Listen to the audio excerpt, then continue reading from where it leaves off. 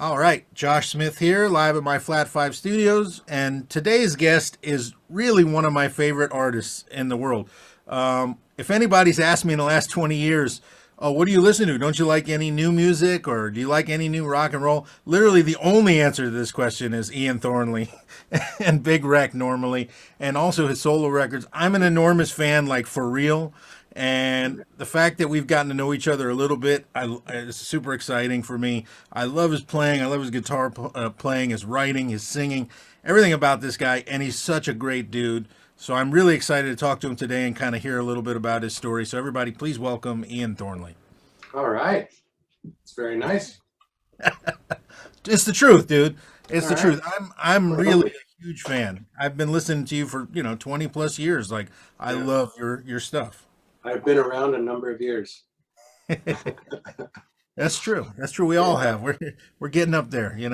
Um, Man, so I start all these by asking everybody. I don't really know your family story, and it's always very interesting to me. My family was not musical, so it was really a coincidence that I got a guitar and got hooked into it. Hmm. How did you end up with a guitar in your hands? Did you come Uh, from a musical family? How did it start for you? yeah, I started on piano real young. My mom was really musical. My dad's musical as well. He's just an all-around sort of artistic guy. Mhm. But my mom was a school teacher. She was very musical and a great singer, and just a natural sort of ear for harmonies Um, and I guess I probably somewhere from the both of them, but mostly from my mom. I just sort of I had a knack for picking stuff up on the piano at a very young age. Um, and then it was like, okay, well, let's get you some piano lessons. It's like, well, we don't have a piano. It would always be over at a friend's place or something, and I'd be hammering away. And if we heard something on the radio, then I'd kind of figure it out on the piano. Oh, okay, let's get this started. Um, Long story short, that was kind of my introduction to learning music or exploring it, and then making connections and figuring out that, like, before long I could hear something and then figure it out in my head and then play it. Mhm. And then making that connection, that it's like, oh, well, it sort of demystified the whole thing for me, and I started listening to music in a slightly different way. Um, and I wouldn't say analytical, but if there was something that turned my ear or something that I dug, I would start analyzing it. And if I couldn't figure it out, I would sit down and figure it out. And I sort of developed that, and I took lessons. I studied with some pretty heavy people around town, and then my mother actually was taking piano lessons at the same time as me. Like Wow. she was like, well, I might as well, once you figure out that sort of that one sound is actually, that's just Lydian. That's once you start figuring certain things out, um, you can kind of put names to sounds and kind of shortcut a lot of things. But yeah, and then my mom passed, and I think that probably was, I stopped sort of playing piano when I was maybe 14 or 15. So I joined a pop band when I was 13, and we would Wow. play in the clubs around, and, like, the sort of big crimped hair, and I was a tall kid, so I wouldn't get asked about my age a lot, but people could tell I was underage.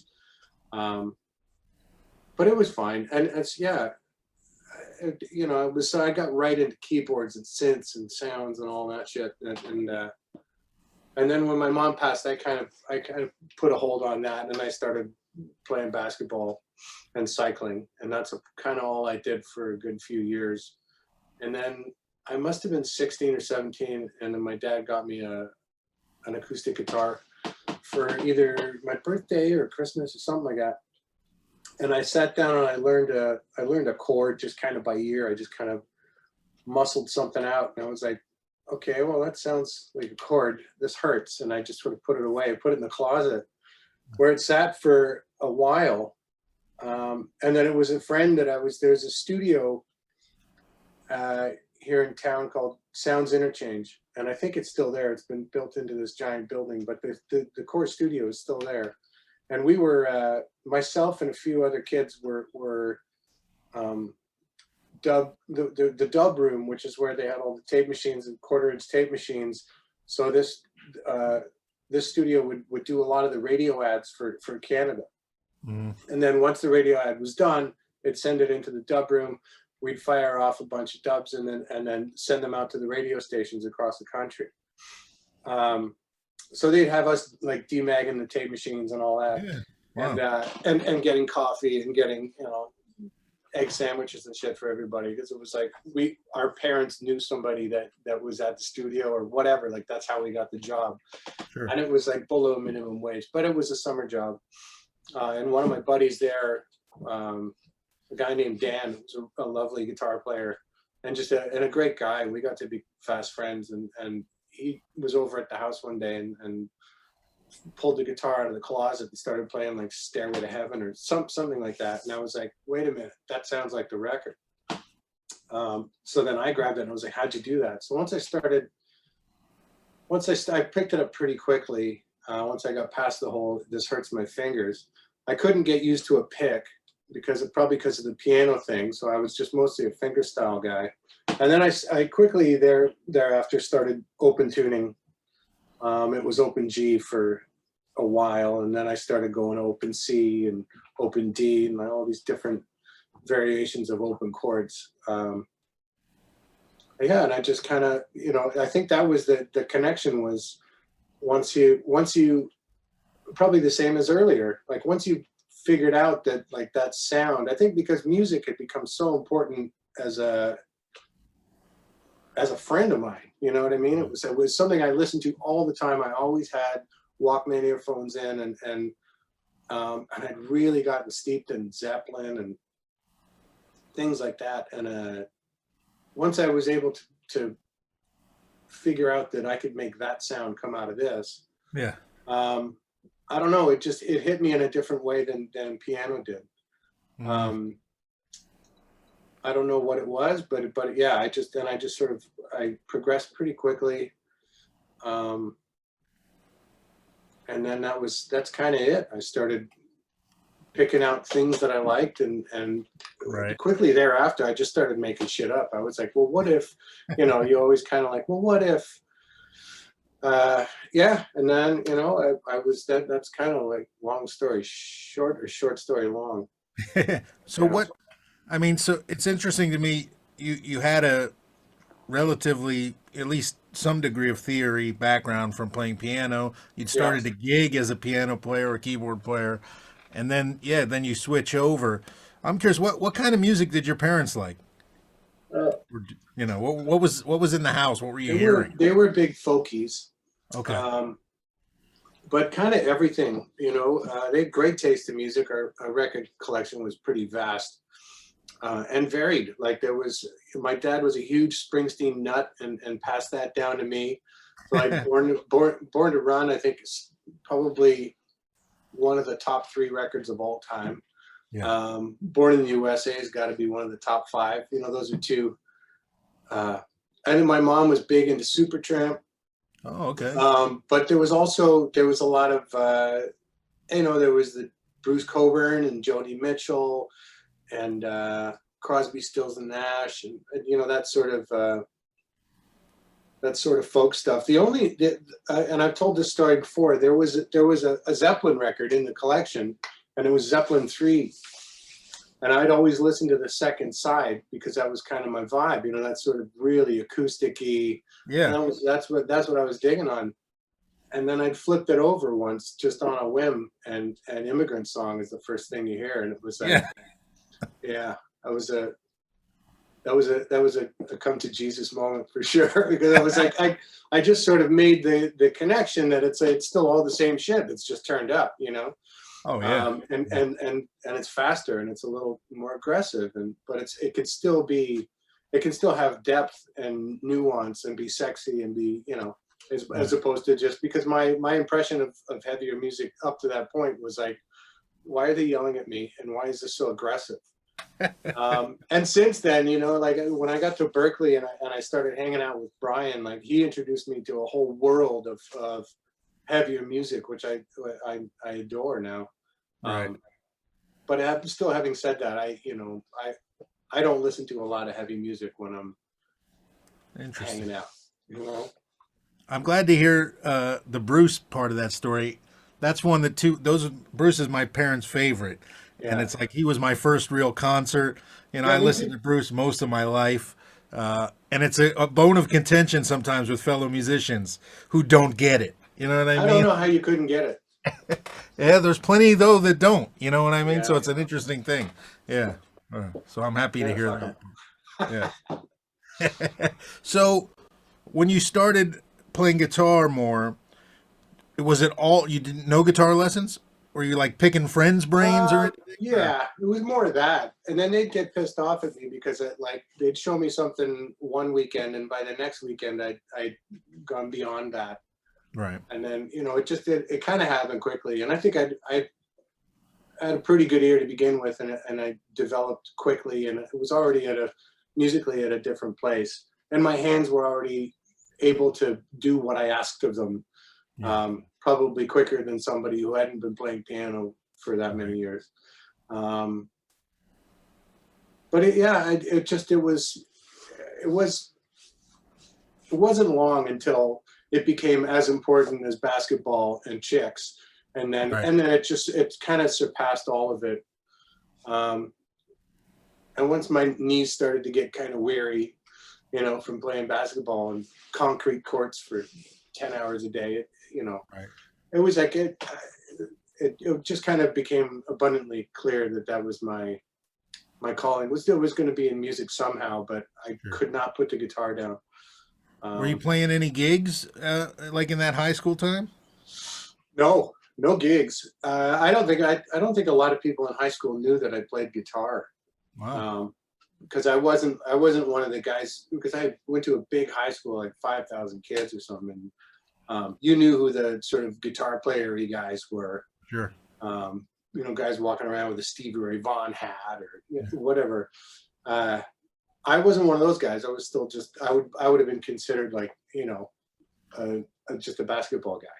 Yeah. But yeah, for the most part, it just kind of, I kept it to myself. As far as lessons went, I took a few lessons from a guy named Marty Posen, who's a flat picker guy. And he started trying to get me into using the pick and taught me a couple fiddle tunes, and great guitar player. Yeah, I think he was friends with Michael Hedges. Oh wow. And I got right into the whole Michael Hedges thing for a while.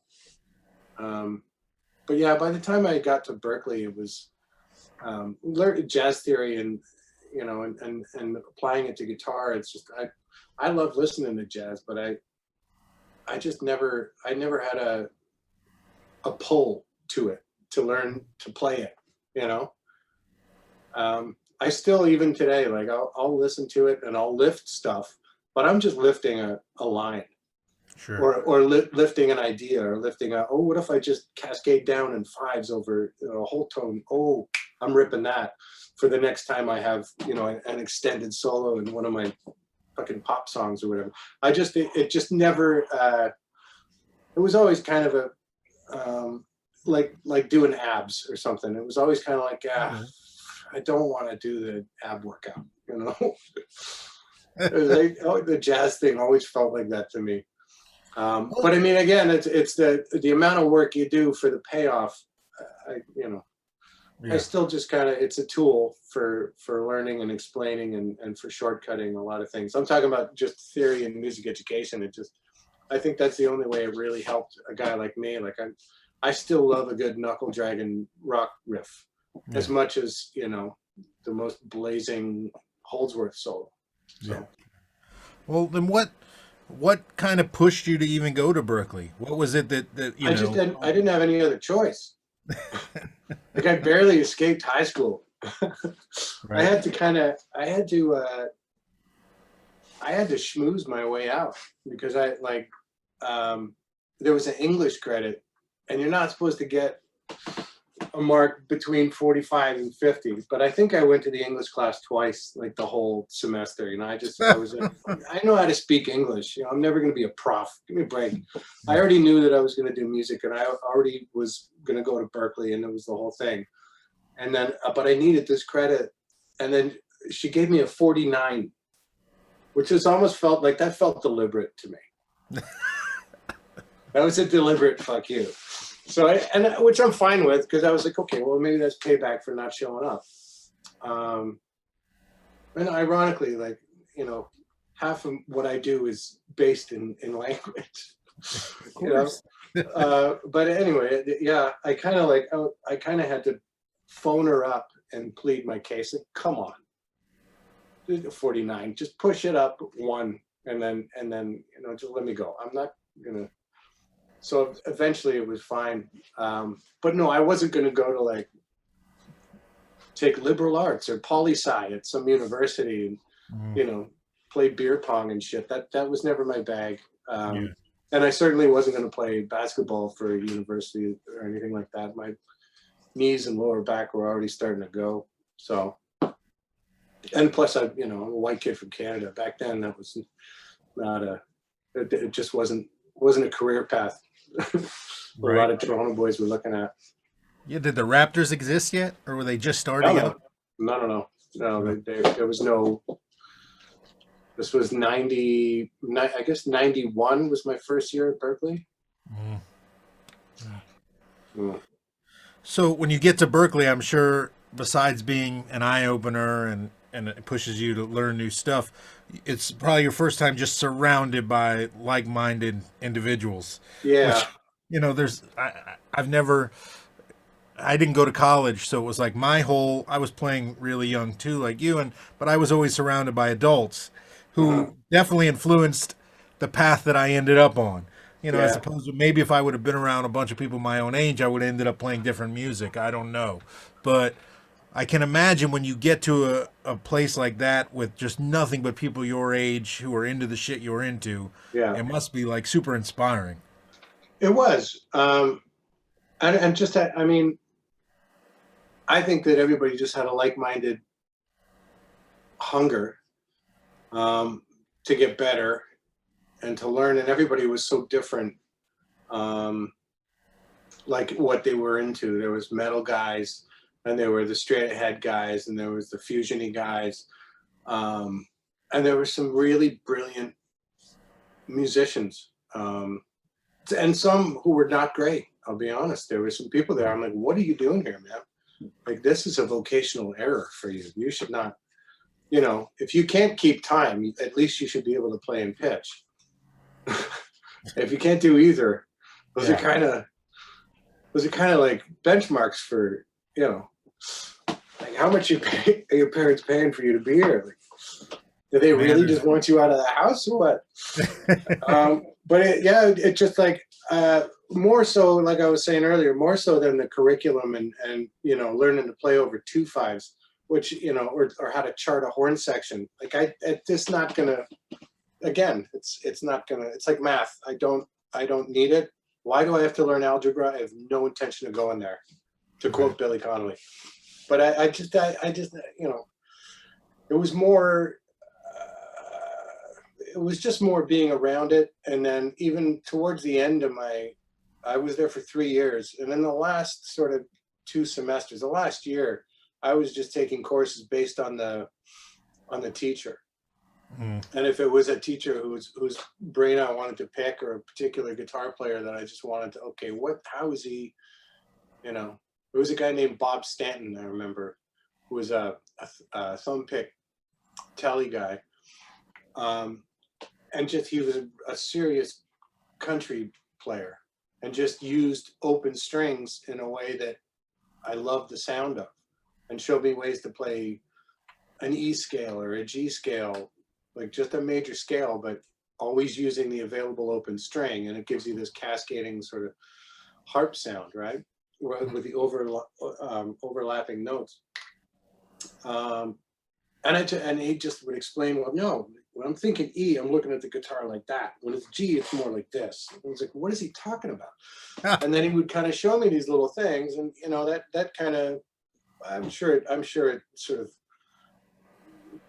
made its way into my playing somehow. Because anytime I have an open string available to me, I'm probably going to use it. Right. In a riff or anytime. You know, I just love that sound. But anyway, yeah, I just kind of, it wasn't about getting a piece of paper that said, you know, that I was learned enough to teach somebody. I had no intention of teaching. I find that very difficult. It was really just more about being around other people who were trying to sponge up as much as they could, you know. Right. There was a lot of great players there that have gone on to do wonderful things since, you know. Oh yeah. Heavy cats. And I mean, obviously you made friendships there that lasted, you know, changed your life. And Yeah, yeah, for sure. yeah. I mean, For so sure. many friends of mine who have gone there tell that same story. That's where they met, you know, the guy they started this band with, or, you know, the person that became their production partner 20 Yeah, years down the road, you know, all that for type of sure. stuff. Yeah, it's very, the camaraderie, I guess, and You know. the like-mindedness. Did Yeah, you and know? everybody spending all that time doing their thing, you know, trying to Yeah. figure out what their thing is. It's great. Well, that's my next question. Did you know what your thing was when you finished? Did you know? Dude, I still don't. You know, I have to be told. That sounds like you. I'll be like, okay, cool. You know, Right. I don't know. I'm still. I mean, just, let's say when you left to go to Berklee, was your goal coming, you know, like, oh, I'm going to go there, and when I come out, I'm going to be a giant star, like as an artist, or was it, I'm going to be a working musician, make a living? Like, what were you thinking? I probably like a lot of kids my age. I was kind of open to whatever. Like I could kind of project myself into different scenarios and be like, yeah, I could be a guy like that. Like I could be, you know, Mr. I'm going to play this now, and now I'm going to play that, and getting paid to go from session to session, and Right. or I could be, you know, a singer-songwriter guy, or I could, you know, like how do you turn it into, like it was never really about how do I turn this into making money. Mhm. It still isn't, or I would have done something else a long time ago. But it just yeah, I don't know that I spent too much time um, focusing on any goal in particular, except the one that was right in front of me. Mhm. And once I started really writing riffs and then songs and then putting melodies over them, once that started to happen, you know, I just kind of everything went there. And I tried to figure out what's the best way for me to go about doing that, you know. Right. So once you start doing that, you start writing all the tunes and kind of finding maybe your voice in that arena. I know. I mean, what was I don't know the 100% the story about the singing. You didn't really sing much, right? Up until after school. No. Um, no, I think I don't know. I just had some sort of bullshit idea about singers, which is, you know, that sort of age old thing that most players have Yeah. towards the singer guy, you know, and there are expressions for it that I won't repeat, but you know, Yes. they're singers. So it's like when you're, you know, my age now, would you rather be the Jimmy or the Robert? Would you rather Right. be the Slash or the Axel? Would you rather be the Keith Yeah. or the Mick? Peter Roger. Yeah. Do you know what I mean? Yeah. So it was one of those. It was just a stigma that I had probably created in my own head that like, well, I don't want to be a poser guy, you Mhm. know. And you know, singing it can be a terrifying thing as well, because it's like Yeah. that's all there is. It's you open your mouth and you're not going to sound like the way you want it to say. You're not going to be Jeff Buckley or BB King. You're just going to be you. That's it. Yep. You know, I'm going to go for my Freddie Mercury, and it's like, no, I'm going to get Ian. So Mhm. you know, you have to get used to that. And anytime I would try like we would make little demos, and our drummer back then, he fancied himself like a budding engineer as well. So we'd make these little demos, and I'd hear my voice back, and I'd fucking cringe. It hurt me. And as opposed to working on it, I knew my pitch was okay. I knew my range was okay, but I'd never work on it. I'd just be like, nah, okay, we're gonna find a singer. So we looked for a long time. We even had a guy who was gonna be the guy for a while, and that fell through. And then eventually it was like, you know, it was another moment. I think it was probably Brian who was just like, you know what, man, fuck it, you sing. And I was like, and there was I think that's literally what, it was like, okay, fuck it, I'll sing. And then I started to, even then I was still butting up against it. Like I would fight it. Well, I remember as a kid, like knowing it was important to start doing it, but hating every minute of it. And I still sometimes feel, I mean, you know, I've been singing now 20 plus years, 25 years, and it still feels foreign to me in the way that everything is so comfortable with this. And this feels like a job, you know? Yeah, I hear you, man. That's where I'm taking I'm off this week from the studio. But we're in the middle of vocals. I'm over halfway done with doing vocals for the new record. Right. And it's like every day we've pretty much been on a one song a day clip. Mm. And it's still, I get, you know, I'll do all the necessary warm-ups and get everything feels and sounds great. And then as soon as I get on the mic, I'm like, that's not how I wanted that to sound. I didn't want that to come out that way. And there's a certain amount of, okay, I have to break down this wall again every single morning, you know? Oh. And then eventually you end up having the conversation internally where you're like, just fucking shut up and sing. So and that's what I end up doing. I'm like, okay, now we're getting somewhere. I can start to do takes, right? Yeah. But yeah, it's just something that, you know, I guess the way other kinds of instruments have come to me quickly, and I can use them as a kind of shield or as like a security thing. The vocals, it's like, even though I can, you know, I've got a pretty good range and I've been able to maintain it. I would always consider myself a guitar player or a writer before a singer front guy, you know, because it's too bad that those are always intertwined, singer and front guy. There are great front guys who are not that great a singer, you know. There's only one Freddie Mercury. Yeah. Anyway. Wow. Yeah, it's a weird thing. Like, I guess maybe too because you spent so much time playing instruments before you really started to sing. Absolutely. I kind of had the same experience. It just never felt like this feels like a second skin, whereas that feel, you know, it's like when I hear improv, it never comes out here. You know what I mean? Like as if Otis Redding was going to sing something. It comes out here. I end up locking in, and I have good pitch. I don't have the range you have, not even close, but I have good pitch. But I end up singing something the same every time like a fucking machine. Yeah. You know, like once I've sung it the way I want it or the way I can, then I don't hear anything else. That's all that happens. There's no ad-libs going? Yeah, ever. Never. Yeah. That's well, weird. I mean, I'm sort of at a point now where I'm, especially live, I think I'm a lot more comfortable with it.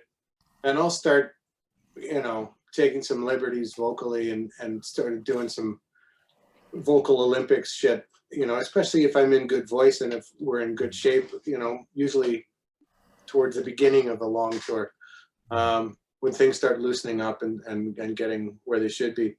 I'll start taking liberties, but then there does come a point where I'm like, okay, that was too much, because now people are going to be like, why is he like singing a different melody than the one that I paid money to come in here? And I'm like, I'm doing it because I can. You know, it's just some sort of show-offy bullshit. I'm singing some high lick that really has no place. Right. You got to be careful of that shit. So I usually, I'll start playing around with it, and then I usually come back to home base and like, let's just sing the song. you know, sometimes I get carried away and I'll hold on to a note way longer than I should. You know, I get swept up in the moment, Sure. and then it probably invariably it's going to come off like, oh, he's showing off now. Ah. Like, well, maybe a little, but you know, I'd like to think that it was just the spirit, you know, just coming through. Right. Yeah, it was honest. It was there. I went for Felt it. that. Yeah. I had to take a shot. You know. Yeah. So, how soon after you finish at Berklee does, do you start recording tunes? Like, or you said you were already making demos. Oh yeah, Yeah. we were making demos. I think in my last year. Mm. Yeah, we were already making demos by the time my third year. So then how much time passed by the time you left Berklee before the first Big Wreck album came out? Oh well, it's 91, 92, 93. I was out by 94, so there's no 94, 95, 3 or 4 years Yeah. of just like, you know, once we started getting gigs, and then there was a lot of back and forth, and my student visa had run out, and I'd been living just outside of Boston. So living is a stretch, sort of, you know, couch surfing just outside of Boston for Sure. a few years, and that the authorities didn't like it. It's a long story that I won't get into, but I got turned away at the border, and I was like, well, you can't come back to the U.S. for however long. Wow. So I got a gig up here with a country band, and just to try to make some scratch, and, you know, just to keep playing. And then some of the demos that we had made got into the hands of a management company up here. And they were like, well, I want to meet with Ian, or I want to meet with these guys. And I'm like, well, Ian's in town, because I'm from and was living back in Toronto. Right. So yeah, we just kind of went and met with Al and Greg. And it was like, well, we can take care of the border stuff, but let's get the boys back together, and let's start gigging again and doing the whole thing. So it was shortly thereafter we were touring around Southern Ontario here and doing all kinds of stuff. And then we'd go into the studio and record a bunch of demos in a real studio. Most of which, like all those demos, we went in twice to do that. Once originally then, and then after we'd gone back down to Boston. And then Brian left for a bit, so we just did everything as a trio. And we came back up and did another whack of demos. And those 2 demos are what the first record eventually became. Those two sessions, if you will, they're just like, you know, 2 weeks in a place called Presence that no longer exists, but was a killer, you know, vibey, dungy studio, Right. with a nice old Neve desk, and, you know, it just had the right everything. Nice. And what kind of gigs were you guys playing during that time? Oh, dude, you know, everything and anything. There was never enough. It was like almost getting into fist fights over whether or not we get a Big Mac or we put more gas in the tank to get to the next gig. Yeah. Yeah, it was bad. I mean, we had a long time of it's going to happen, and it doesn't happen. There was a lot of that for a long time. Yeah. And the whole, I mean, you're in your early 20s, it's still kind of like, well, whatever, you know, I'm still alive, and I still have a guitar, so we're good. Right. Yeah, it was a, you know, I have so many memories of just what would nowadays I would say, like, there's no way that's like, as soon as a kick drum is hit and as soon as a low note is hit, you see rats running along the pipes, like, just over your head. You know, that was the old 930 in DC. Wow. Like that, there was a lot of those, but there was a lot of great ones too. But, you know, usually nobody really there, save a local guitar nerd or two. Like that was about it. Interesting. So, which was fine, because it allowed us to just sort of hone our chops, you know. So when you finished the first record, I guess, did you finish the first record before you got a deal? Or, Yeah. yeah, that's what I thought. So once you get a deal and the record comes out and you have some success, is it like, I mean, I'm always fascinated because it's different for everybody, but I mean, that's got to feel like unreal, right? When something takes off, even to a small degree, where people like this, like Yeah. it's fascinating to me. Yeah. Well, there was a bit of that. Um, I didn't really stop and smell the roses too much back then. Sure. It was a combination of how do we get it further? How do we make it bigger? How do we push it further down the track? It was a combination of that and a sort of arrogant cockiness that I think we all shared Yeah, because we'd seen what the rock world had to offer, sure. and it was just like, well, this is, you got to be kidding me. And then the things that were, hitting at number one and that were selling a lot of records, and it was just like, we just played with those guys, and like they're not even qualified to be our techs. Like this is not even, no way. Come on. Yeah, yeah. Like the guy's soloing in the wrong key and he doesn't know it. While the singer is singing in the wrong key and he doesn't know it. And the Right. audience is eating it up. Like this is confusing, you know. And it's not like it was Robert Plant or Brad Pitt on stage. It was like, Yeah. these guys aren't, that's not a sex symbol. Look at that guy. He looks like he works at Sobeys. Like, come on. Yeah. So it just that, I was sort of put off by a lot of that and probably dealt with it immaturely because I was, 23 or whatever. Right. But whatever. It was a thrill hearing your song on the radio for the first time, or Sure. being at a show and hearing or seeing the people mouth the words, or hearing people sing a line back to you, or just seeing people out there really getting into it.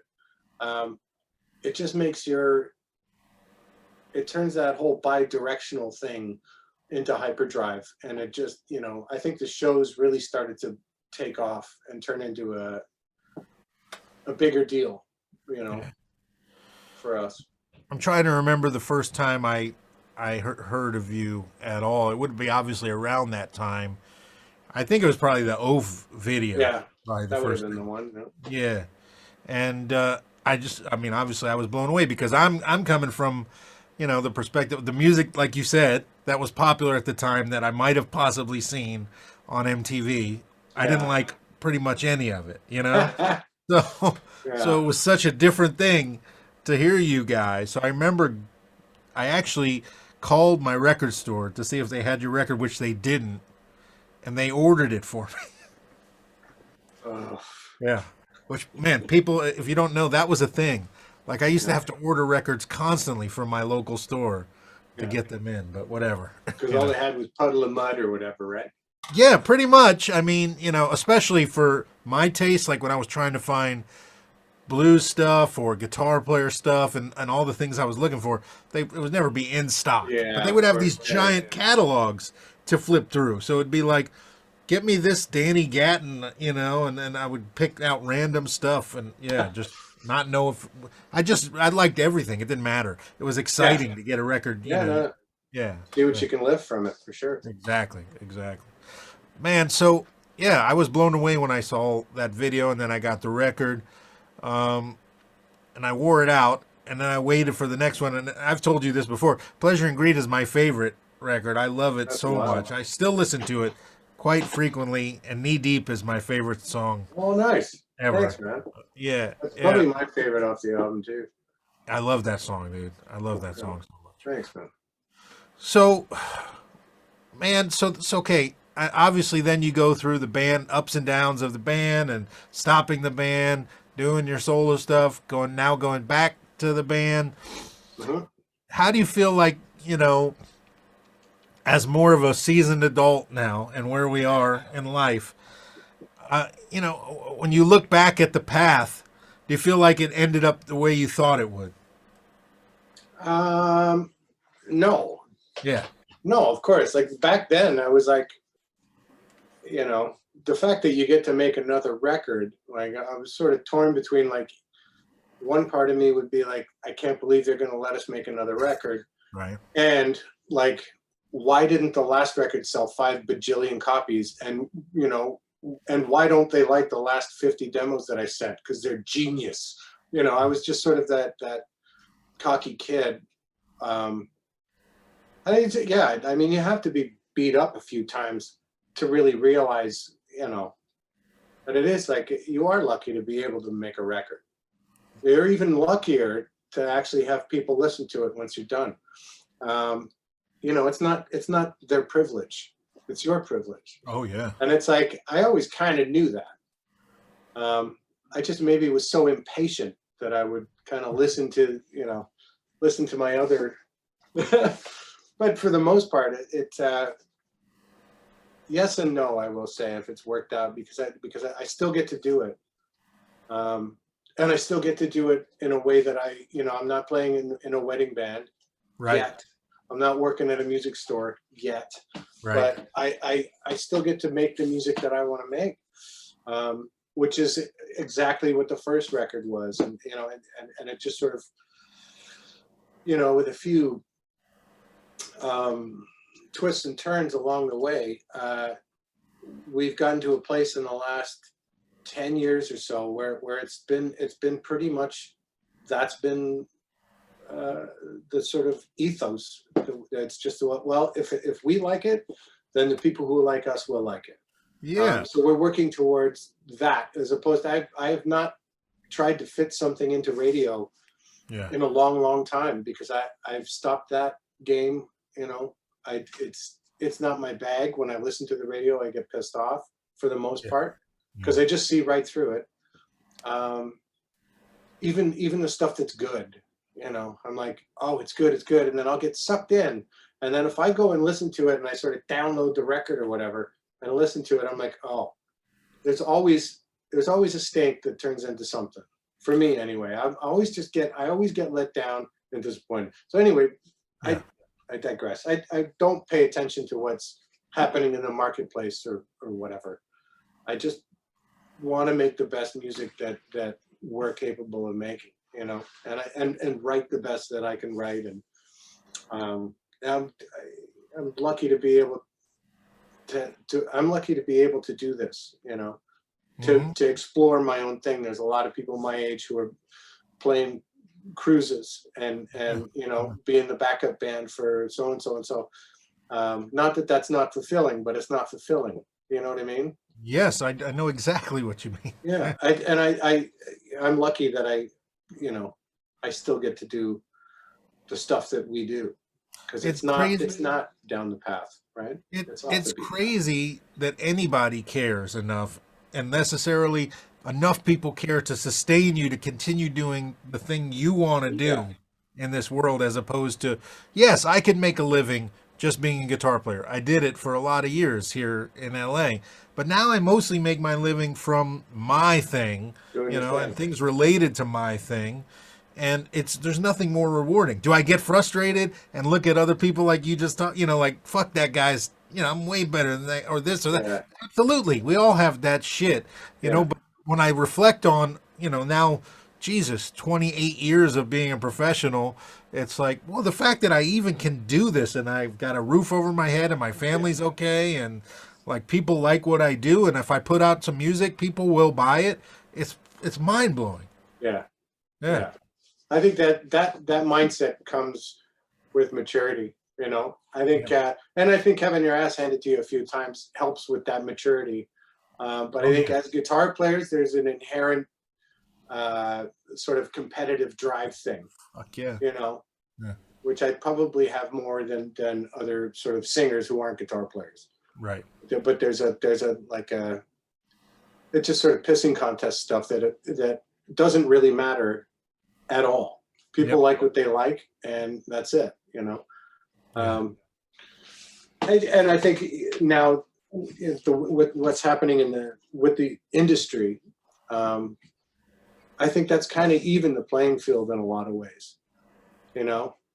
Bands that are manufactured, with manufactured songs and manufactured members and manufactured, they're put forth as manufactured.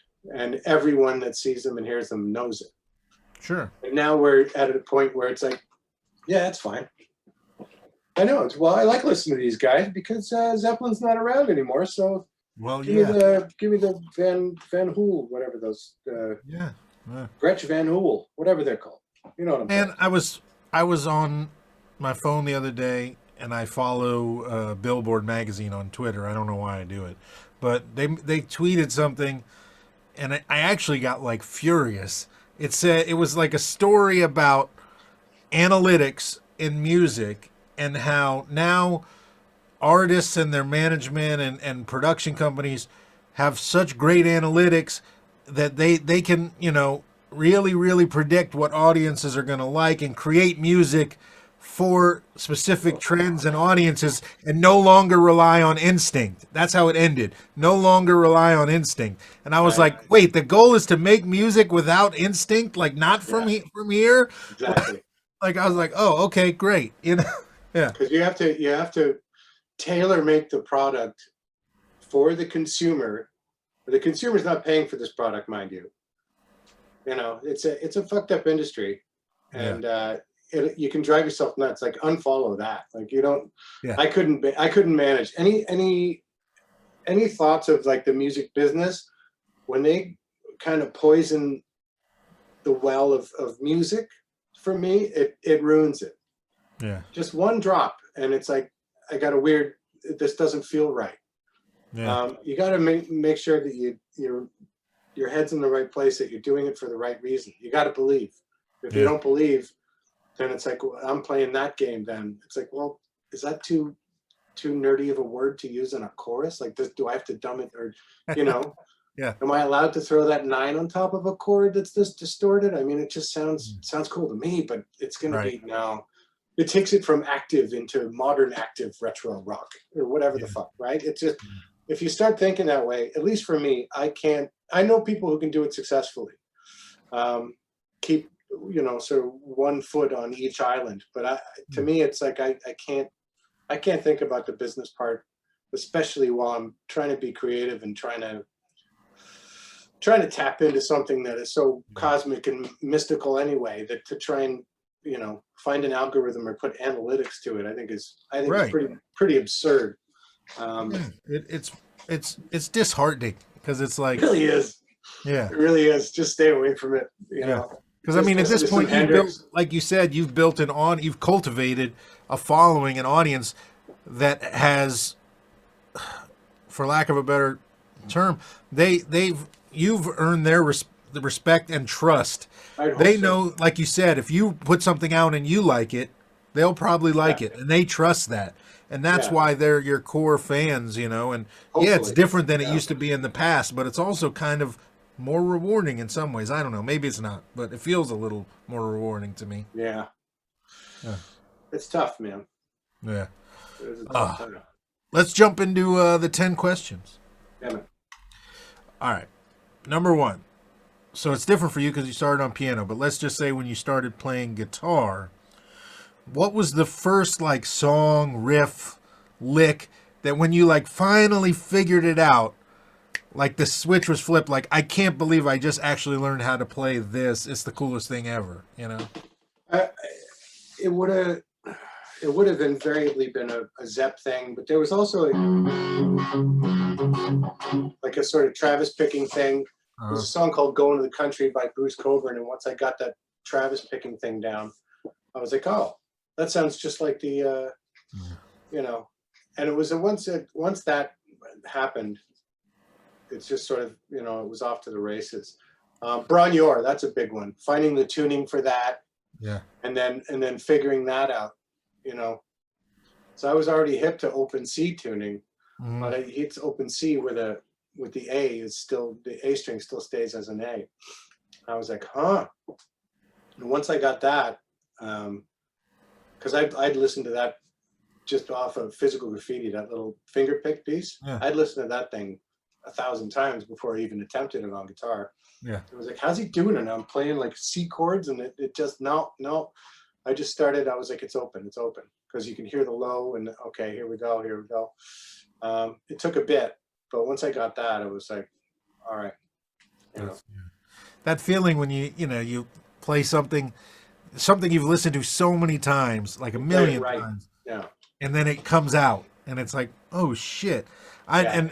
and also for me, I remember that moment, but then I remember also distinctly the first time I was able to just find the key of a song and start soloing, or Oh playing yeah. along That's a big one. Yeah. improvisation with whatever was happening, like feeling Yeah. like, well, I'll never do anything else for the rest of my life. Like I found it now, like that's it. That's a pretty deep hook. Yeah. Yeah, it's a big hook. Yeah. Do you remember number two, the first solo that you ever learned note for note, or was that something you didn't do? No, I'm sure I took down all the the usual suspects like the Freebirds and the Yeah. Hotel California and all that shit. Um, yeah, probably those. And then everybody takes their stab at Stairway at some point. Like those are all you gotta grab those. That's it. Like as far as learning stuff note for note, that probably those. And then from there on, it was more like I would just grab bits and pieces that I thought were cool. Mhm. Because why learn the whole thing if I only want the piece that I think is cool? I pretty much I got it. What was that? And Yeah. then you wind it back and what was that? Oh boy. And then you start. So yeah, just all the usual suspects. All right. Number three. What's the first thing you play every time you pick up a guitar? Do your hands just go somewhere on autopilot without thinking? I don't think so. I'm probably whatever I was playing the last time. It's usually an A chord, something like that. It would be like an A dominant lick. So Yeah. and then some cowboy chords that I can Yeah. power up. There you go. What about if you like? Do you have any little things you do to check, like the first time you hit standby at the gig during sound check, to make sure your shit's working? Stuff you play to check the tones are cool, your intonation's cool, or maybe when you're checking a guitar at the store, you always have like. Yeah, it's all just stuff like that. It'll just be chords and like if I can.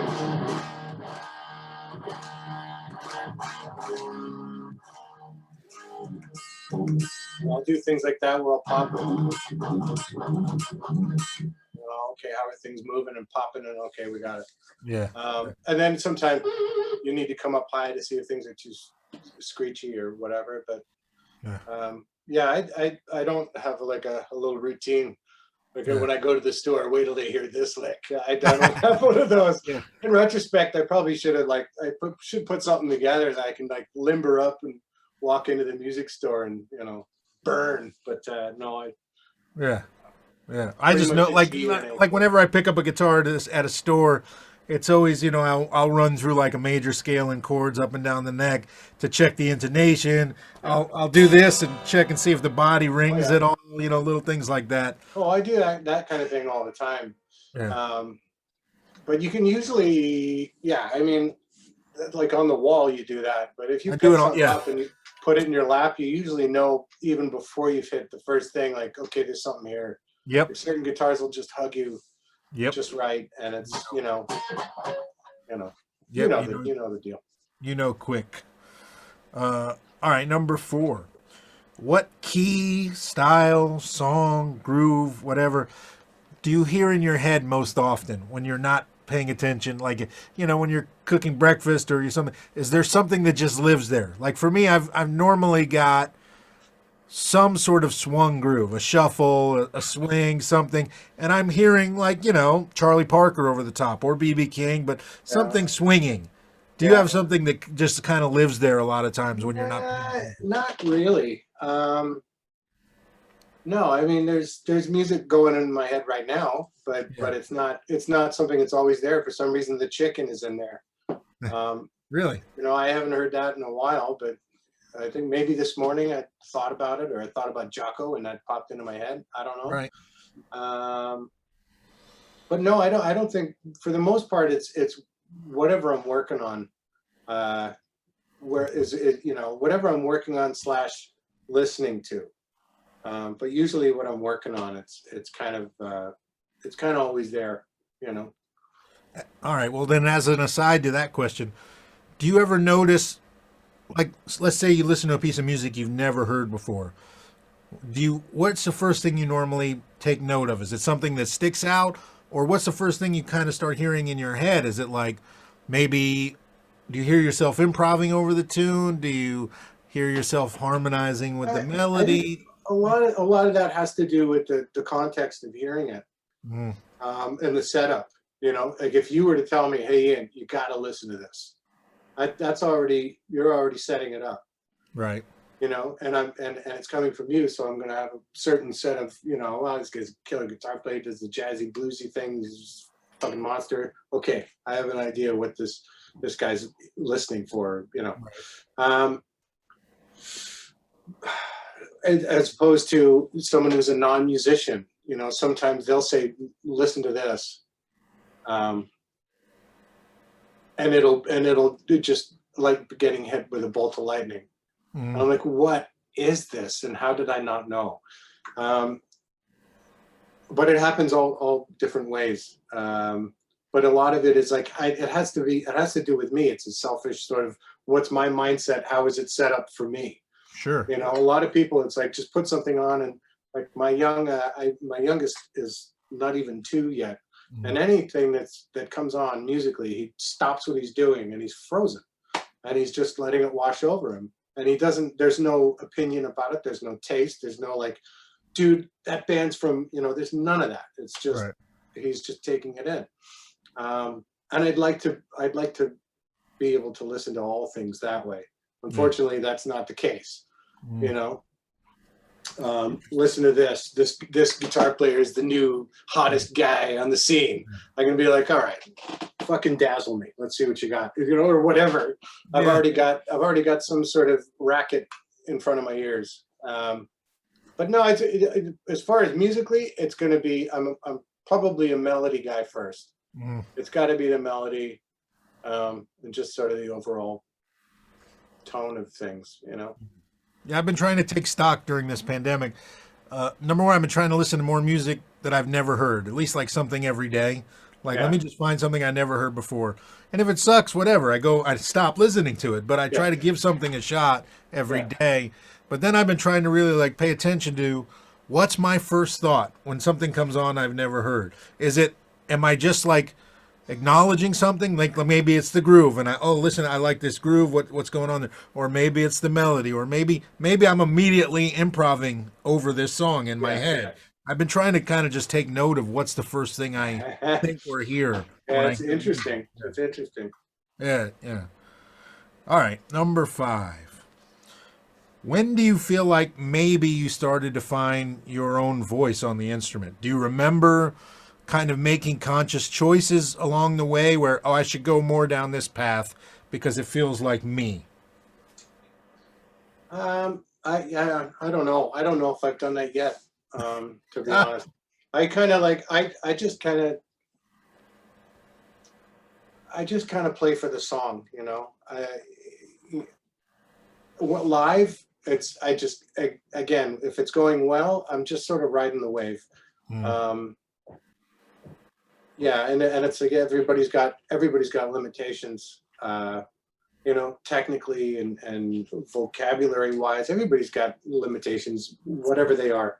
Um, when those are all, when those are not considerations, uh, I think that's when you're playing your most honest.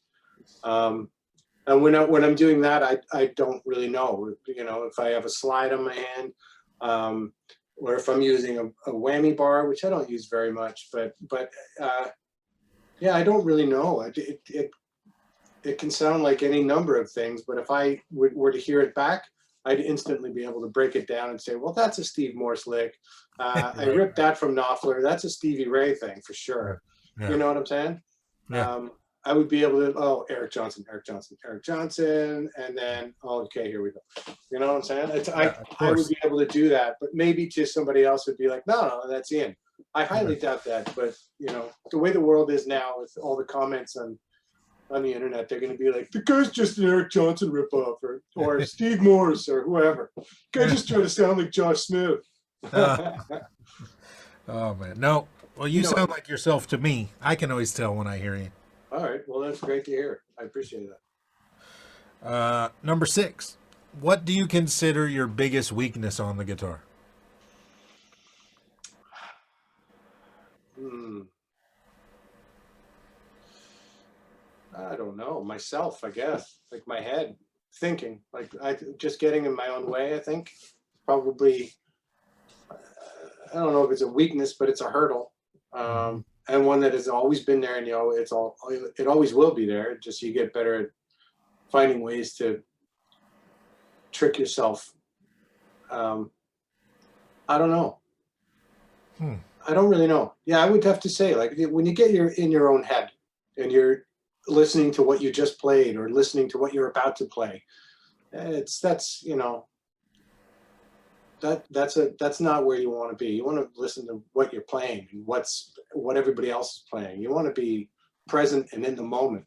And Yeah. when you're not, you're thinking about it. And I can always hear something back. I can hear when I was thinking about it, as opposed to when I was just riding the wave, and just sort of in the moment and completely present. But that's it's a hard thing to stay there.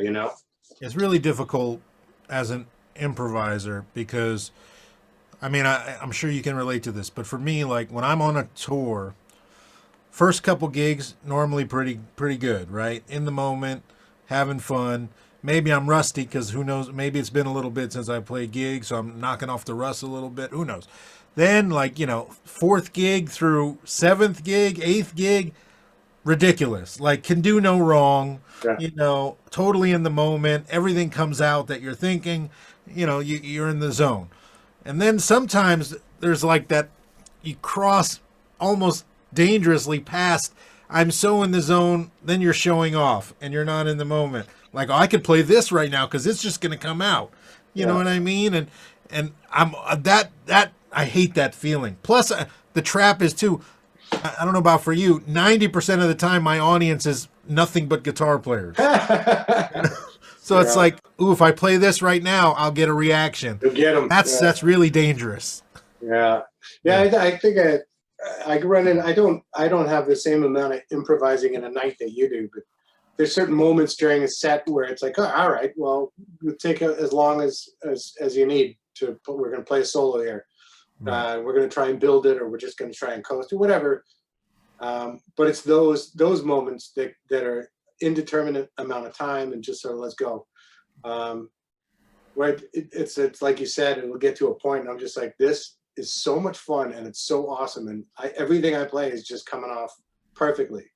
And then it's the next night after that when I'm trying to repeat that. Yeah. That's when I'm fucked. Yeah. You kind of have to wait for the wave to come around again. Yep. Because otherwise you're just grabbing at things that you've done before that like, oh, that was a hot idea, that was a good lick, that Yep. was a good, hopefully you can sew them together. The audience doesn't know the difference, but the truly inspired moments, even if you hit a bum note, it kind of works. Yeah. Yeah, I just I don't know. It's what's made this year suck so much because literally it's that's the entire reason I do what I do. And so now I haven't done it in it. You know what I mean? Like, yeah. I was trying to explain to somebody, they were saying, well, how much are you playing guitar during the pandemic? And so I'm playing guitar tons. Like I'm shedding, I got stuff to do, I'm doing sessions, I'm working, I have things going on. But it's just not the muscle that is the one that I'm most interested in is now in atrophy. You know what I mean? It's like I'm never playing dynamically sitting here by myself. I'm not breaking the band down, to play with more feeling. Yeah. Well, whatever. I hear you. Number 7. Who is a huge influence on your guitar playing that maybe people would be surprised to hear?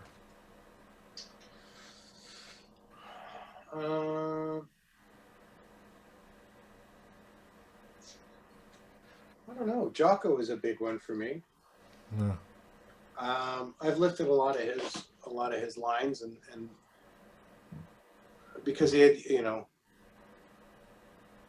there's always a certain insideness to what he did that was right up my alley. Let me think. Well, I kind of wear my influences on my sleeve, so it's like people would know anybody. That's a hard one. Bruce Coburn. There you go. Joni Mitchell. Huge. Yeah, I don't know. I'm kind of influenced by everybody that's good. Yeah. I can always find something in there that I like. How'd they do that? Yeah. And then want to try and decode it. Yeah. Jocko was big for me, especially growing up in Fort Lauderdale. Everybody I knew him or had stories. So right? I was hearing stories from everybody. They all had their Jocko moment. Normally kind of a crazy story, so yeah. Oh, Keith Jarrett, there's a good one. Keith Jarrett's a huge influence. That the Cone concert, that record, I learned the whole first side of it on piano when I was a kid, and I just was obsessed. The band that I played keyboards in, the drummer was kind of a jazz guy from the East Coast, and we did the Secret Santa thing. These guys, we were all older, right? I was just like this freak kid who was too tall. But he was like, he got me the Colin concert record, and I was like, Keith Jarrett. I'd heard the name, and then once I started diving into that, and again that first side is, it's pretty inside, but you can hear him like right on the crest of the wave the whole time, just finding melodies and then finding another one and then milking it and then finding another one and milking it and just build like that. That to me is like the, right at the forefront of improvising, because there's no, and I heard he considered it channeling. I heard he used to, like, the audience would sometimes have to wait because he had to be completely clear before he stepped out to play piano. Because he just kind of opens the channel and out it comes. But yeah, that was hugely influential on me. I still find myself writing some of the melodies and changes that he stumbled on. I still find myself lifting certain turns and certain changes and throwing them in a song and be like, nah, I can't use that. Nice. But yeah, that was a big one for me. Well, that's a good one. Keith, man, unreal. Also, I was so bummed recently to see that with the health problem, he might not play anymore. Yeah, I saw that. Yeah. Oh, number 8. Would you rather have in a gig situation a good guitar and a shitty amp, or vice versa, a great amp and a whatever guitar? What kind of gig are we talking? Like just a GP kind of gig? Like your gig. My gig? Shit, does it have to be? What if they were like both okay? That defeats the purposes. Yeah, I guess so. I'd probably go with a good amp, and then muscle my way through the gig. At least it would sound good. Yep. It doesn't always have to be, I don't always have to get off. As long as the sound is good and the audience can get some of what they came for. I would go with that. I'll muscle through a shitty guitar as long as the amp's great. I'm with you we're on the same page on that one. It's been split 50-50. A lot of guys rely specifically on a certain guitar to do their thing, and they would be lost without it. So they go guitar, but yeah. I played through enough shitty backline that I know that me having my stuff playing through shitty amps is still shitty. Whereas me playing through, whatever into some good stuff is a better night normally. Yeah. I hear you. Yeah. Oh, man. It's tough. All right. Number 9. What keeps you kind of pushing forward to grow as a musician? Like, what keeps you excited to learn new shit and kind of keep pushing the boundaries of being a better player, a better writer, better singer, whatever? I don't really know. I've wondered about that sometimes. But But I think it's inherent in most musicians, or players anyway. You hear something that twists your ear a little bit, and you're like, "What is that?" And how can I use that? Oh, that's good. Or as is usually the case, you're just playing, and just not practicing it per se, but playing, as we all do. And you stumble on something accidentally that's like, okay, well, that's a neat idea. What if I push that even further? What can I come up with? And then every other place that you've been before sort of feeds where it's going to go next. But I don't really know what speaks to that. I mean, it does go. It's cyclical. It goes in cycles where I play guitar every day, but am I sitting down with a metronome and trying to get things quicker, or trying to get things cleaner, or am I trying to write something, or am I working on something else? That goes in cycles, depending. Like when I'm on the road, I'm on the back lounge of the bus warming up, and I have a specific set of things that I'll want to make sure that I can hit, because I got that coming up. There's 140 BPM and I need 16th note triplets. I got to make sure that these hands are ready. And then I got to do this. There's a bit of a stretch there. And then I got to make sure that if I shake it like this, it's going to be okay. And, and as you get older, it doesn't get any easier to do some of that shit. And vocally, the same thing. Like I got to do all these little checks, tick all these boxes before I'm ready to hit the stage. But all of that stuff, it's like when you start seeing or hearing improvement and development, when you put in time on something, that's an addictive drug, man. That's once it's like, oh my God, I couldn't do that last week. That that's something that hopefully never goes away. And there's still, like, I'm still amazed that I'm lucky enough to have shit that I want to learn, and that I'm still able to play. Like I'm still turned on by it. I know a lot of people my age who have been in the business for a while, and they're just the guitar is just what I use for when I go into the studio to write our next record. Right. As opposed to it being an obsession, and it's like there's always more to lift. There's always more to learn. There's always more to to steal ideas and concepts, and there's so much. A lot of it, and here's the truth, a lot of it I don't get to use. I'll never get to use. Right. Some of the shit that I'll learn and that that I'll be working on, that it's never going to make it on a big record, and I wouldn't want it to. It would be completely out of place. But it's almost like instead of woodworking or golf, or instead of some other hobby, that's kind of my hobby, is guitar nerdery. Oh yeah, I mean it's my drug. It's the thing that's kept me sane my whole life, is the push to learn something new, because it's just so fun. It's just like there's nothing that I get more enjoyment other than family time. Nothing I get more enjoyment out of than oh my God, what is that I just played? Let me figure that out. I'm going to expand on that. Like that feeling. I hope that never goes away. Yeah, that's awesome. Yeah. Cool, man. And then number 10, are you a guy who has a 5-year plan? Do you plan things out, or do you have somewhere you want to get? Do you have goals you want to achieve, or do you just go where it takes you? Yeah, I'm more of the latter. Okay. Whatever the new normal is, I'll figure out a way to make it work, Right. Yeah, I don't have a plan, like a 5-year plan. I know you're probably supposed to, right? A lot of people, organized adults. I just want to be a way better musician, slightly more successful. I'd like to be on the road again, maybe playing shows in front of real people. Yeah. As opposed to cars. We've done some of those drive-in shows. Oh, we'll take what we can get, but it is weird, man. It's different. It's a different breed of cat. But yeah, I